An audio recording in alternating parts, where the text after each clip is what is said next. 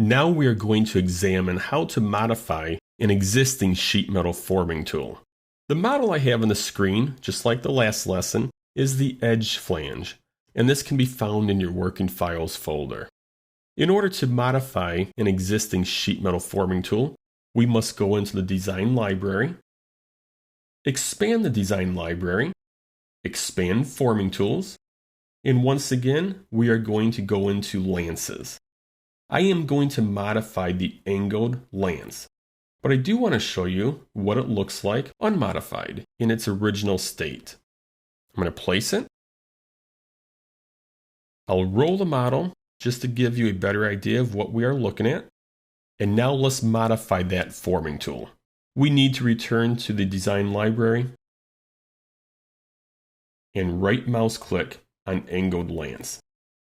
We'll select open, and it opens as a regular Solidworks part file. Notice feature manager tree and a simple part on the screen. You probably also notice that we have some different colors on this part, and these colors are important. Red represents the surfaces which will be removed in the sheet metal part, and yellow are the surfaces to be kept. Now before we modify this, let's take a look at how this forming tool was created.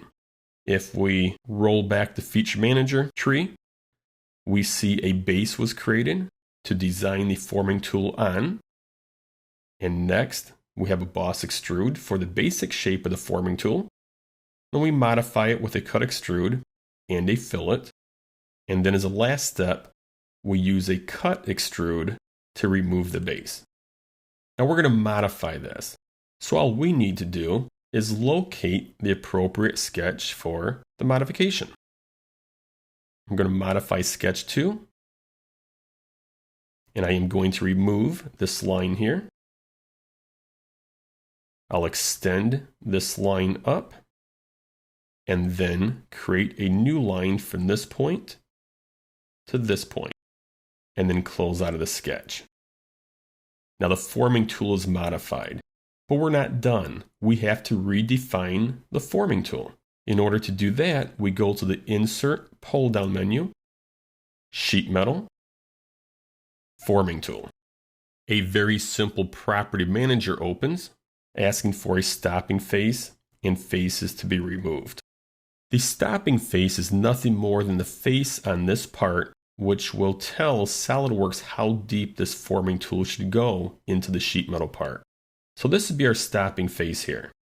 The next window is asking for faces to remove. So I'll work around the part and select these 3 faces. I am now done with this tab in the property manager. I'll switch over to the insertion point tab.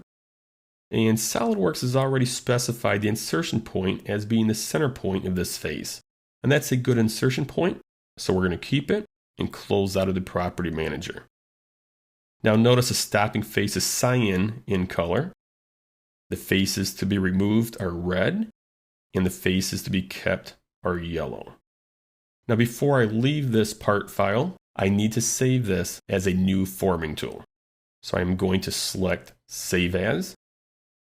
And by selecting Save As, this will allow me to keep my original angled lance as it was, and to create a new one under a new name. So I'm simply going to add the word modified. So this forming tool is called angled lance-modified. I'll save the forming tool. I'm going to close out of this part file. My sheet metal part is now displaying on the screen. I'll return to the design library, and you can see our new forming tool, angled lance modified.